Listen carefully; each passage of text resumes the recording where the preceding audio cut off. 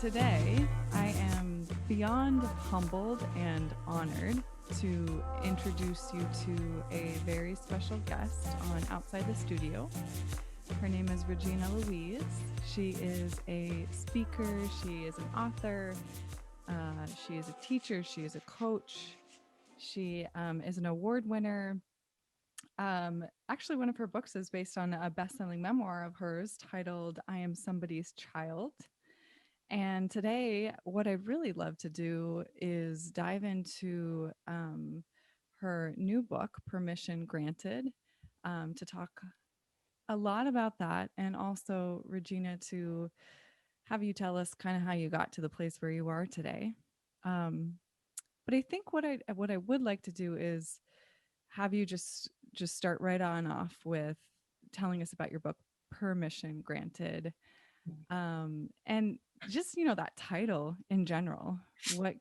What are we talking about there? What gives us that permission?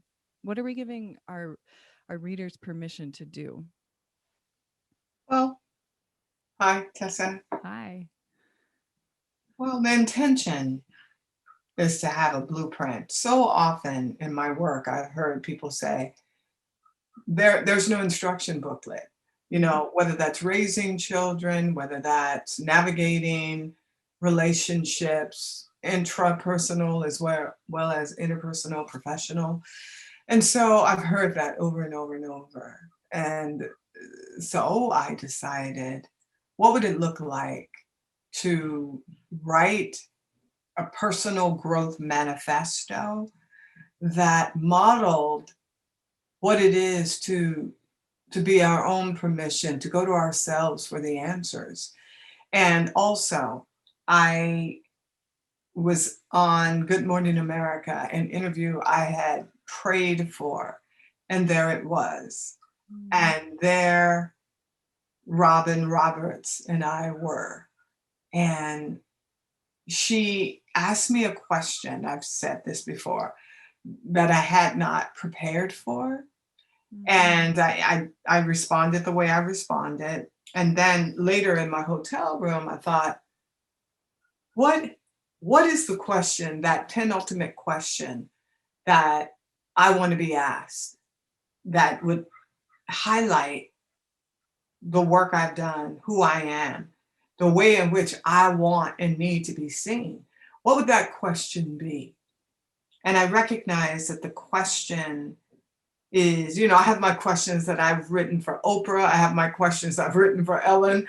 I'm just like the day, I'm kind of over it now. But, for the past 20 years, I've had these questions written down for those once in a lifetime interviews. And the question is not so much, what is it that I have to tell my younger self now that I would have told her then? But the question is, what did I tell my younger self then Mm. that enrolled her in coming along on the journey, buying in to the possibility of me growing her up to be the adult that she wants to be and wanted to be?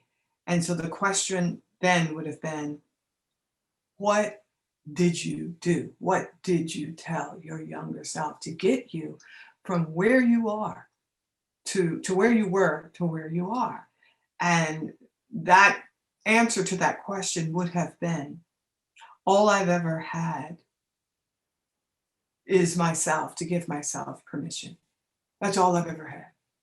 From the day I was 11 years old and I made that singular decision to not allow the verbal, the physical abuse, the neglect, the cascading of the sins of the mother on to me in the likeness of being beat with extension cords, Hot Wheel tracks, cut off green water hose. It's like, what got you from where you were to where you are? And so I have owned my own consent. I've been my own authority from as far back as I can remember. Mm. Yeah. Wow. And what a decision to make at 11 years old. You Hmm. made that decision. Hmm. Hmm. From there on forward, have have gone onward and upward to where you are today. Sure. So I know there's something. Is 30 foster homes? Was it at age 11 onward that you entered the foster care system, and then there were about 30 foster homes into adulthood? Right. So from 11 to 12, Mm-hmm. I ping pong between my biological father, but I could see they weren't in it. They weren't into me. They weren't into it. I wasn't into them. Mm. And so I took the fact that I was not into them and I decided to do something with it because they never would have, right? They Mm-hmm. would have just become more and more and more neglectful. And I would have become more and more of a problem, precocious, standing up for myself. And who's ready for that? The most healthiest people aren't always ready to be confronted with behaviors that are less than desirable. So Mm. imagine people who their resources are strained in every sense of the word, restrained. So yeah, I I had to step up and do what needed to be done. Mm-hmm. And as I understand it, that wasn't a straight line from foster home to foster home. There was psychiatric facilities, there was a group home, um, uh, and that was like a span of 11 to 18 years old. And I believe you talk about in your book leaving, was it a psychiatric facility or a group home, and through the process of that applying for college and leaving that place with, I think you described like a garbage bag of your stuff, and Mhm, walking onto your state campus, which was then your new home. mhm. Right. I mean, you know, nothing has changed that much for young people in foster care. So, Mm. if I look at the subtitle of this book, you know, kick asterisk strategies to bootstrap your way to unconditional self-love. I mean, my entire life has been a matter of bootstrapping, a matter of strategic moves, and then to grow myself up to adulthood and recognize there's not a whole lot of gold at the end of that rainbow. There's no gold pot, that I am the gold pot at the end of the rainbow. So I recognize that through all the hard work, through all the striving, through all the bootstrapping to get to the other side of my circumstances, I am the gold, Mm. that I'm the gift, I'm the boon. Having my selfhood is about as good as it's going to get in terms of, you know, that. Do you think so? I think about this often in terms of that experience of adversity and trauma in childhood. What makes what was like the turning point that made you feel like I have to take care of myself or no one else will? It almost seems like there's a turning point for people, and maybe it's not that simple. Maybe it's much less binary than that in terms of I'm going to choose to go down this path in self care and self love, or I'm going to choose to go down the other path, which is more of self deprivation and more trauma and more self harm. I don't know. Is it that simple?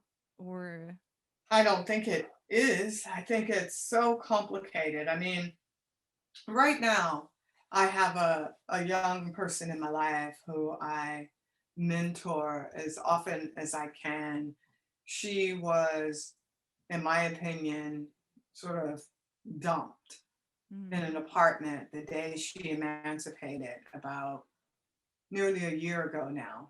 And she picked moving to the town I live in because, you know, she imagined she'd have some proximity to me. She didn't discuss this, of course. She just made that decision. And one of the things that I find that is profound about her circumstances, no matter how much time I spend with her, no matter how good I am, no matter how generous, no matter how I work to attune to some semblance of decency, honoring her indignity, it's almost as though her central nervous system, her mind, her body is hardwired for darkness, Mm. for deep, deep, deep, deep, deep self-pity. Mm-hmm. And it's really fascinating. And she got a job, and the job she took is in the tenderloin. And this is an 18-year-old girl. Mm. You know, when I was going to help her find a job, I found, like, you know, really cool retail opportunities. She said that she was afraid to sleep at night in her own apartment, so she would rather work a graveyard so that she could sleep during the day, which I totally understood. But instead of anything on the upside, on the light side, on the pretty side, right? I would love to put beautiful shoes away at night, you know, in a swanky department store. But for her, she wants to work the night shift, the graveyard shift, with people who are losing and struggling with their lives on just in some of the most seediest circumstances. How is an 18-year-old wired to that? Right. How is that humanly possible? And then I'm thinking, what must she think about all this love and light that I bring? It's like it doesn't, Mm. you know. So to answer that question, I think we're all wired differently. And how we believe is the sum total to what we experience. So I've never believed that I was anything less than the little girls that I read about in the books I read about. And I'd be damned if my life was going to be less productive, less privileged, less than anybody, Mm-hmm. simply because my skin is darker. Like, that's insane. Mm-hmm. Yeah. Or because I don't have family. It's like, okay, how do we work around this? Mm-hmm. Yeah. Yeah. It's such an, and I don't ask the question because I want a specific binary answer, but it's something that I I think about often because you take people who are in a a similar situation, you know, and one goes right and one goes left maybe, or one kind of like bounces between right and left, right? And Right. it always has me thinking, is it environment? Is it a blend? And I honestly, I'm sure it's, you know, a blend of environment and um, maybe genetic predisposition, and then you put someone in a situation where they're traumatized and they're abused, and maybe they're genetically predisposed to that like more depressed state of being, then is that what causes a more dark outlook on life? I don't know, but I always often wonder about that. So thank you for sharing your thoughts. um, and and that brings me to my next question of this idea of, okay, so we don't have parents, maybe physically they're there but they're absent, or maybe literally, like in your case where your parents just aren't there. We have to learn how to self parent, and this is something that you talk about in your book. And you talk about giving readers the opportunity to self parent. So can you talk about that concept a little bit more? Yeah. I When I think about the idea of self-parenting, it's easy for any of us to replicate the patterns that we learned as children and to get stuck in that. I am a Hoffman process teacher.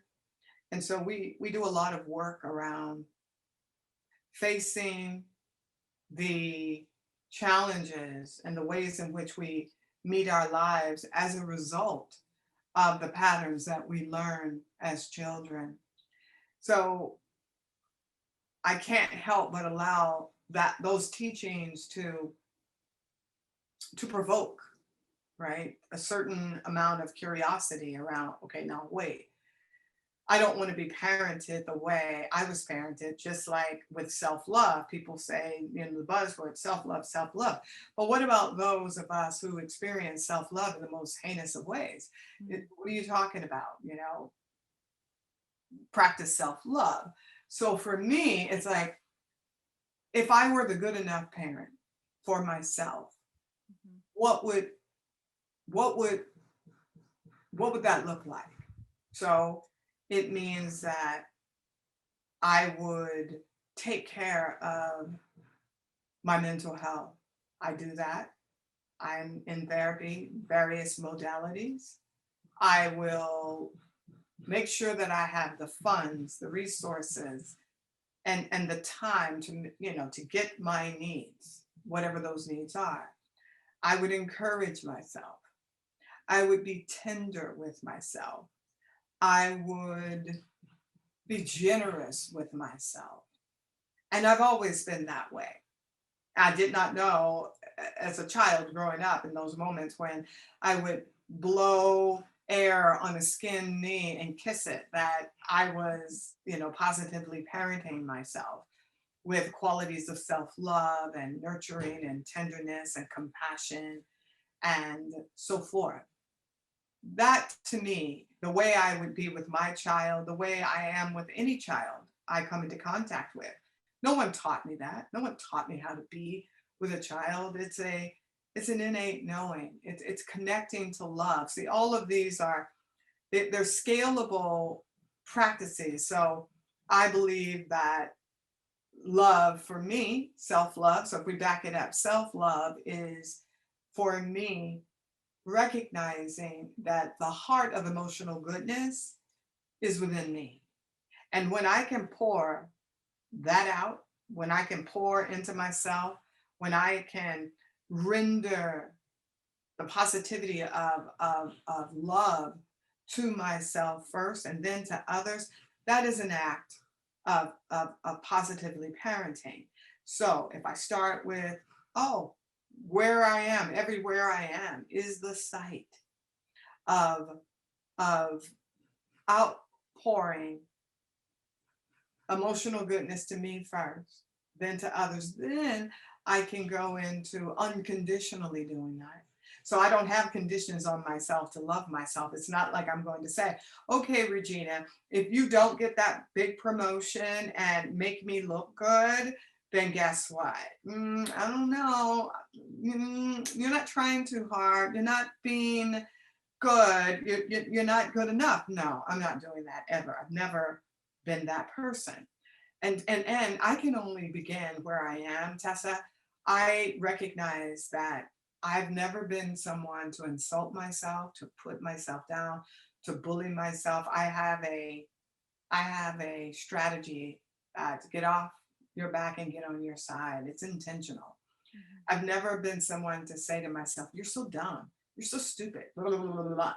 I mean, I talk about at one point early in the pandemic, I was having to make myself a cup of coffee and I almost scolded myself. And in that whole exchange, I almost said something to myself that it's just so uncharacteristic of me. And it was like, you're so, and I caught myself, and my little girl inside, my innocence was like, I know you weren't thinking about doing that. Mm. You better slow your roll, old lady. You don't get to talk to me like that. And so that's my inner child speaking. Mhm. And I'm like, yeah, you're right. So to have that kind of relationship with my own innocence, to know when I've had enough, Mhm. right? To know when I've given too much of myself away and now I am too heavily reliant on a partner, a friend. I have to dial it all. I get to dial it all back and recognize that I can I can calm the waters of chaos of feeling disremembered and unaccounted for, as I sometimes can feel. It's much less now as an adult than it was as a young person, because I tell you, I know not one person. I'm 58 years old. I know not one person who has had an experience even close to mine, who can say that they've done this or they've done that. You know, the closest person I've met was a person who had the concentration camp stamp on his arm. And he was like a 90-year-old neighbor who I used to take collard greens to and have cornbread with him. And we would sit in the silence and just be with one another. That's about as close as I've ever come to anyone who can actually say they were so alone that aloneness, they were able to transcend it. Mm. Yeah. So I wonder if that comes from the experience of the adversity itself. I mean, I hear what you're saying, and I think about just like the only place that I can draw from, which is my own personal experience. And I know through therapy and awareness and the work that I do with myself that I have a really harsh inner judge. And the way that I speak to myself is often not kind. And that is often happening below the line of awareness. There's this disconnect between um, a conscious level of how I'm speaking to myself, how I'm connecting to myself, how I'm parenting my own self, and often just it's like an automatic knee jerk response, right? So what do we do when we are caught in that wheel of unawareness, when we don't have that that level of work that we've done on ourselves, or that developed relationship with ourselves? And I imagine, like, as we dive into the book, there's all kinds of kick-ass strategies to make that connection, right? But what would you say to the person that has that really harsh inner dialogue and maybe just becoming aware of it? Right? Patience, Mm. right? There's no magic wand. The only, earlier today, I heard someone say, there's no magic pill, there's no magic pill.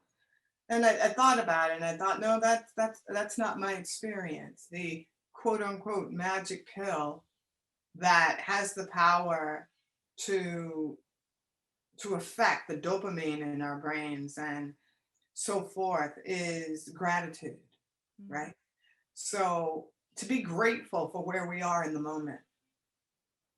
Gratefulness aids the brain in developing new neurological pathways. Mhm. So it has been said that gratefulness is actually likened to a magical pill Mm. because it slows everything down and it supports, as I just said, the making of new pathways. So for the person hasn't, who doesn't have years of work under her or his belt, you begin where you are. For me, I I gather into my unconditional self-love toolkit. I gather modalities from as many of the ancient wisdoms as humanly possible. One of the ways I've managed to get through this life is, amongst many, is investing in myself. Mm. When I had very, very little resources, what I would do instead of going to movies, parties, taking excursions, is I would take that $150 or $300 that I saved, a month in order to go to a workshop, a Mm. meditation workshop, a self-understanding workshop, a rewiring the brain workshop, a intimacy workshop. I mean, let's just, you name it. I have engaged in character workshops because I knew that I knew it's almost as though you look in the mirror and don't know who you are. I would look in the mirror and not understand what I saw and metaphorically. So I remember reading a book by the philosopher Rollo May and not quite understanding, but being drawn to it, 17, 18, 19, serious philosophical stuff, and, began to explore existential angst. And why am I here? What is this? And some things that completely collided with my then, I'd say, more Christian identified than anything. And I just kept learning. And even when I ran into things that I just couldn't understand, I didn't have the education, I was untutored in the understanding. I kept at it, kept at it, kept at it to break through and to break through. And to do so is to have that breakthrough within. And then to recognize, I can better understand myself. I taught myself character. What are the tenets of having character?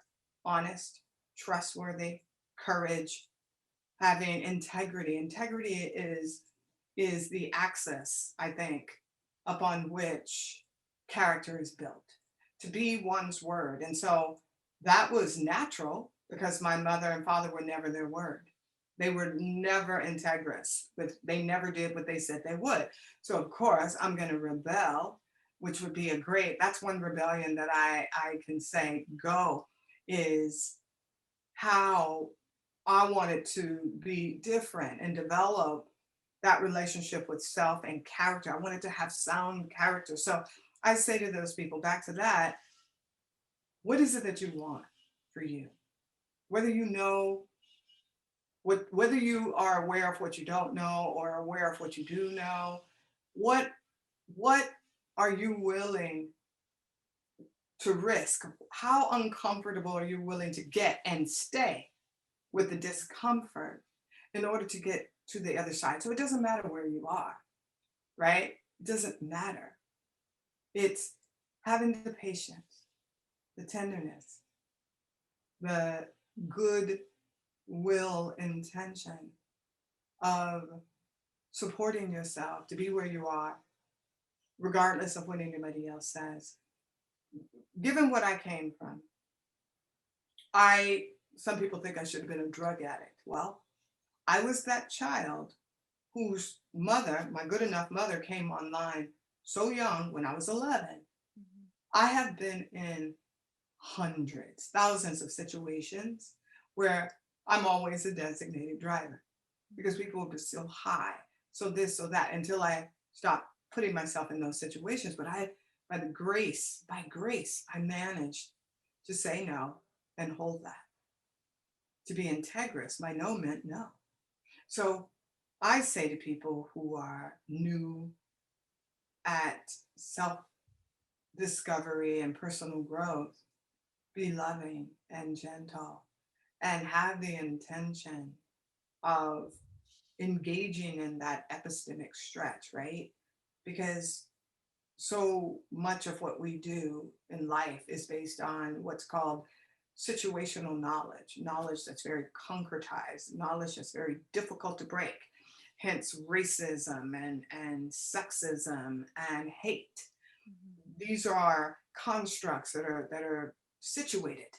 They're very difficult to break through, especially if people benefit, whether that's a direct benefit or they get benefit by being bystanders in it. So it's important to understand that sometimes what's going to be required is to have an epistemic stretch, to take that which we believe we know and be willing to go into praxis with it, to investigate, to be reflexive, to rest with what it is we believe we know in exchange for enhancing or overturning our current worldview that clearly isn't working for us. Yeah. And as I hear you talk about that and the willingness to sit in the discomfort, how long can you? How far are you willing to go into the discomfort? I also, does that go hand in hand with fear? Are they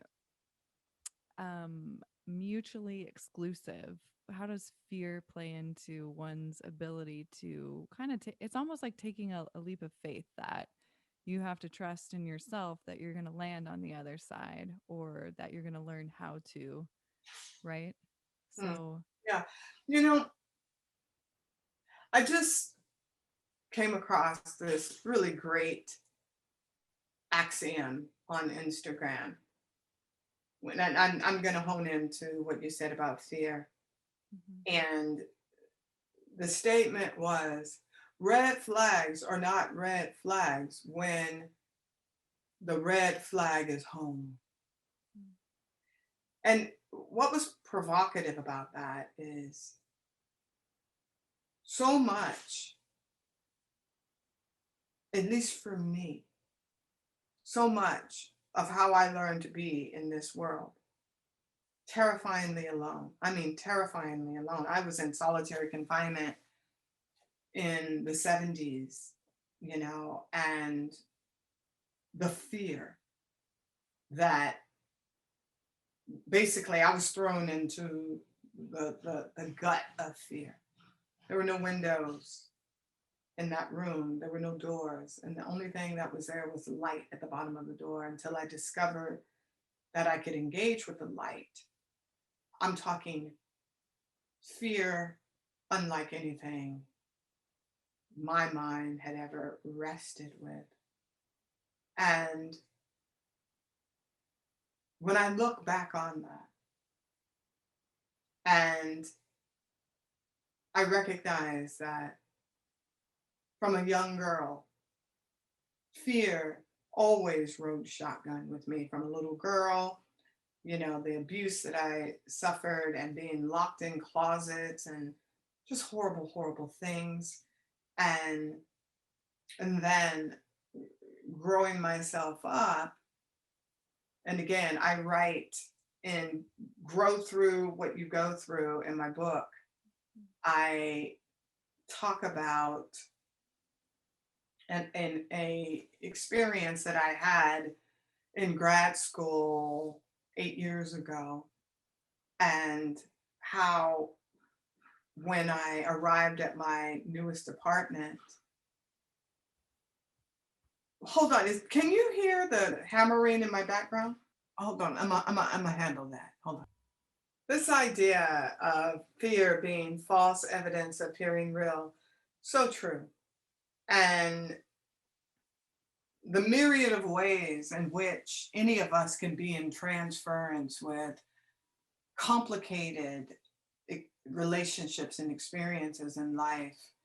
Fear, to be in relationship with fear is pretty profound. And as I said, in my graduate experience, the moment the movers left, I was gripped, and it was profound. I thought I was having a mental, no, I was having a mental health crisis because I knew I was healthy and I knew I was of sound mind.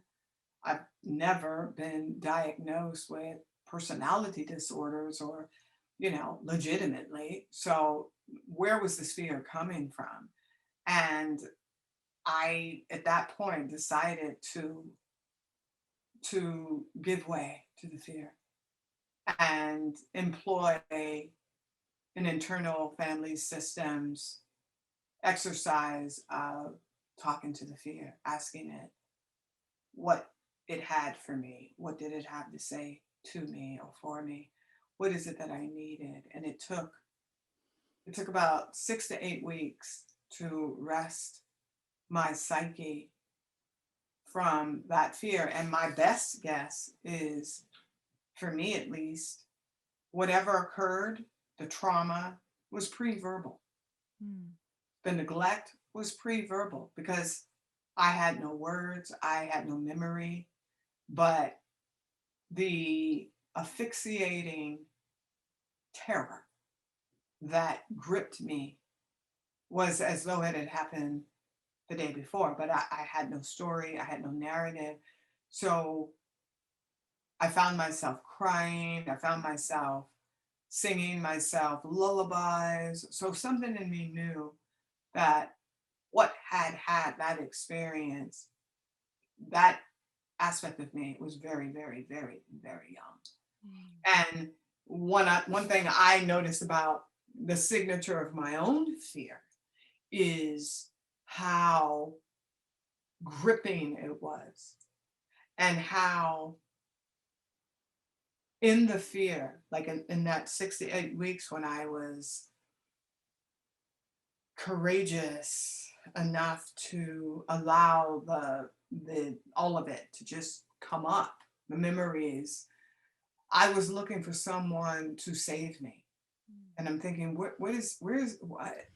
And then I was wondering, was I kidnapped and held at some point? There's so much I don't know about my life, because if I didn't know any better, it was seeming as though a narrative existed around me being abducted, around me being held against my will and told, don't do this or that and have my life threatened. That's what it felt like to a cellular level. And so what needed to happen is I needed to be in transference with the fear, and see what that could teach me. And what I began to notice in this altered state, for me it was an altered state, was I wanted someone to save me, to rescue me. And I recognized, it's me. I'm that someone.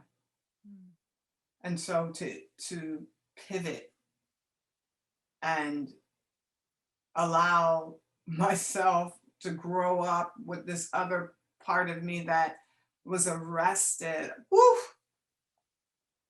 I had to do what had to be done. And it took 8 weeks, I believe. And I put like 3 locks on the front door because I was just terrified. I wouldn't take showers. I mean, it was just, I had just made myself this vehicle for this terror to move through me, to have its way, but not at night, especially. In the daytime, I was fine. I went to classes, I did my thing, but at night it was like, oh my God. So I just listened to what needed to be heard. And so I put locks on my front door, slept by the front door for like weeks on end, then slept by the sofa on the floor because for some reason I felt that I could get away, and again, I'm just allowing whatever has occurred or whatever to allow the room for it to be. And then a couple weeks in, I sort of slept in the hallway between my bedroom and the front room. And then finally, I just took any amount of money that it took, and I made my bed into something out of Architectural Digest. And baby, I had like the best apartment as a grad student. First of all, I was the oldest grad student at UCR at the time. And my bedroom was exquisite. It was showroom. And finally, the night came when I got in bed and I read myself a bedtime story from African American folktales, thinking and hoping that those folktales, which were written for people who look like me, for people who look like me, I was praying that that would assuage some of the heartbreak, and it did. It was wonderful. So anyway, fear can teach us a lot if we're willing to listen to her. And she's not an easy dame to negotiate with, but if you're willing to open the door and let her in, or open the door and let her out, then rest assured, if you're able to recognize and think like that, rest assured that you probably have enough sound of a psyche, of an ego, to support that journey and to bring yourself back. That's what I've had to do, Mm. or chosen to do, rather. Yeah. Yeah. That's wow. Well, first of all, of course, I feel inspired. And second of all, just thank you for your vulnerability and honesty in sharing that. Um, this has me thinking about the chapter where you introduce love. How do you say it? Love Love formation. formations. Thank you. Yeah. Yeah. And there's one particular quote in here that I say often when I'm teaching. And I believe that the things that I'm teaching are the things that I need to learn myself. And that's the reason why I'm teaching those things. And the quote is, and I love it that you call it out as like bumper sticker worthy, or like put it on your t-shirt worthy. But you must love yourself before you can love anybody else. I mean, how many times do we say that, right? And I always am like, how though? Why is this so hard? And that's, I'm assuming, what this chapter is all about. But I just would love to hear you just in your own words talk more about that. About loving oneself. Is that? Yeah, Yeah. your spin on love formations and how you use Yeah. it in your own life. Yeah. I'm just going to read a little bit, but I think, yeah. Please. How often have you heard the bumper sticker worthy adage, you must love yourself before you can love anybody else? How many times have you nodded your head in agreement, making silent promises to do just that, to love yourself first? That is, until you meet your next crush, and off you go, once again, convinced that this time they will meet your needs and fulfill your wants and desires, and you'll feel just the way you did when you were about 5 years old, totally innocent and the apple of someone's eye. Well, you're not alone. I too have been there and done that and longed for that paradisical feeling. And that is where love formations come in. Love provides a sacred place to return to inside ourselves when doors of refuge may be closed to us. Love formations make us less reliant on outside sources for self acceptance, empowerment, and permission. By placing love formations at the front of your journey, you can choose your allies, front load your resources. For me, you see, love is my ally, an always willing collaborator, continuously there. Love will never leave me stranded and on my own, confused and alone. When I remember this and are able to connect with the truth of it, I am never unaided, and you don't have to be either. So for me, a love formation, for me, I'm a Hoffman process teacher. I think I said that. And for years, I've stood in front of the class and I've said, love is the outpouring, the flowing, the rendering of the heart of emotional goodness to ourselves first and then to others. And then I went through this crisis of, I'm like, what is love? What the F? Like, what? Love is state bound from what I know, the research I've done on it. And that research was done where they inebriated like 200 people. They got them really, really, really drunk. And then when they were sober, and they recorded them when they were drunk, and then when they were sober, they didn't remember an iota of what they learned or what they experienced while being inebriated. And from that study, the conclusion is love is state bound. In the ways in which you learned love is the way in which love will show up.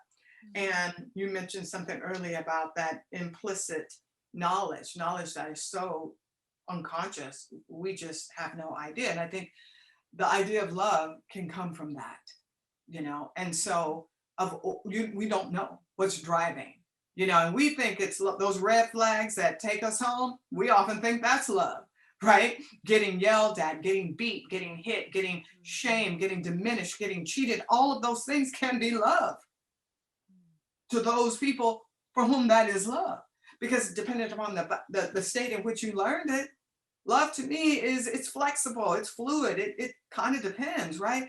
So with my curiosity, what is love? And I had to go back through my mental files.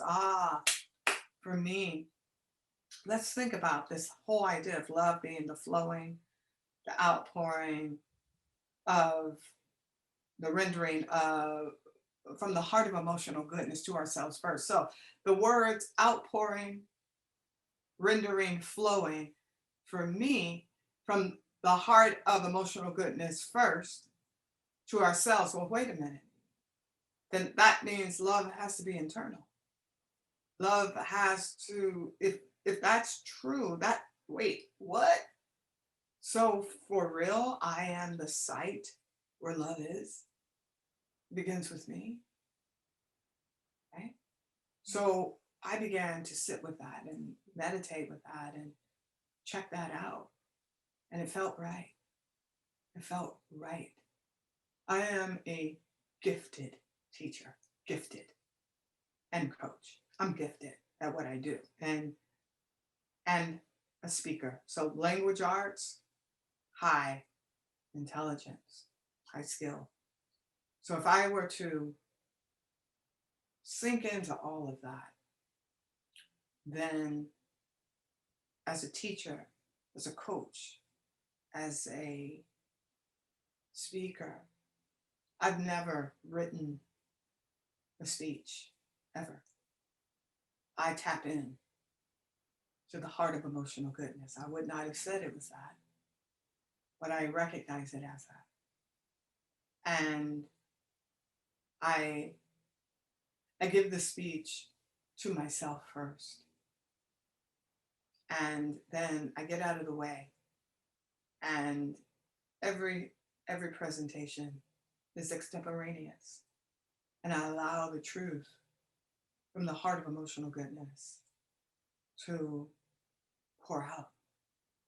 So love formation is giving myself permission to validate and authenticate the heart of my own emotional goodness. I am good enough. I am worthy of my own love. And as such, I can pour into myself. I can flow that in and around and out of myself. And I can render that from the place of truth. So love formation is affirming, to be solid, to be moored in knowing, to be moored in solidity, to be moored in the truth of what is for me on my own terms, as I invite readers to do for them on their own term. I don't need to wait for you to apologize. I don't need to wait for you to love me. I don't need to wait for you to come for me. I spent my life doing that only to recognize, when I come for me, things are always so much better. When I forgive myself first, if you choose to forgive me or not, that's your choice. But I can take my power back so that I'm not in some bizarre Stockholm syndrome like experience with you, waiting for you and being that victim. You know, I prefer to be the victor of my sovereign experience as opposed to the victim. So for me, a love formation is a testament to the truth that right where I am, always, unquestionably, so too is the heart of emotional goodness. And I can choose as I wish to met that out to myself and then to others. My word is good enough. That's beautiful. I love that. Regina, I want to be mindful of your time. And I think where I'd like to end is by asking you one more question. And I think I'd like that question to be, what is it that you most hope readers will take away from your book? If there were one, maybe two or three. I know it's always hard to just land on one thing. So if you need two or three things that they take away, what would that be? What would those be? That they would, one, pause to consider their own worthiness, that they would take away that which prevents them from living their life on their own terms with their own permission. And lastly, that they would be courageous enough. I have a strategy to BYOP, to bring your own permission, sort of like BYOB, bring your own bottle, bring your own booty, bring your own whatever it is. To BYOP, bring your own permission, bring your own pretty, bring your own power, bring your own positivity, bring your own principles, bring your own panache, right? Bring it. Don't wait for somebody to see it. Don't wait for someone to name it for you. Name it.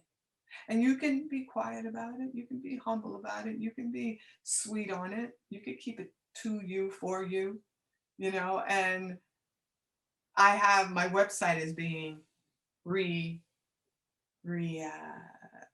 restructured, because I will have permission slips that people can acquire. And just like in that strategy, BYOP, bring your own permission slip. So you're going out, right? And I know sometimes when I go out, sometimes I have gone out looking to see if people think I'm as cute as I think I am.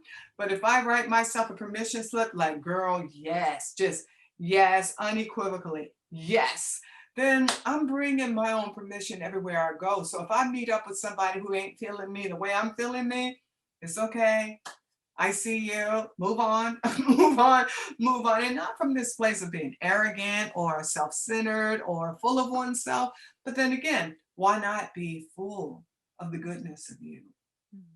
Because otherwise we could wind up being full of some narcissist, right?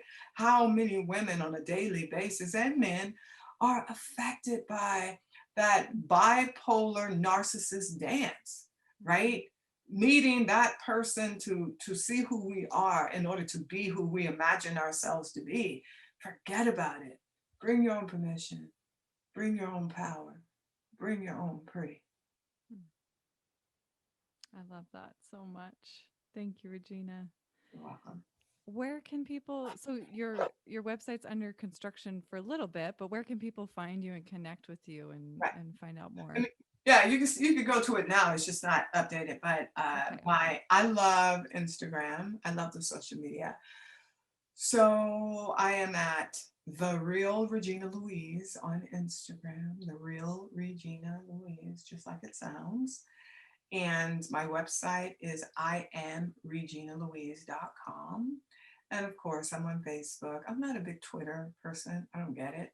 I still don't get it. But Facebook, Instagram, and my website are places. And, subscribe, because one of the things, like, I'm going to go into conversation with my editor next Tuesday. I'm really looking forward to that. And one of the things she said to me is, I need you to write this book as though each of these strategies could be a workshop in and of themselves.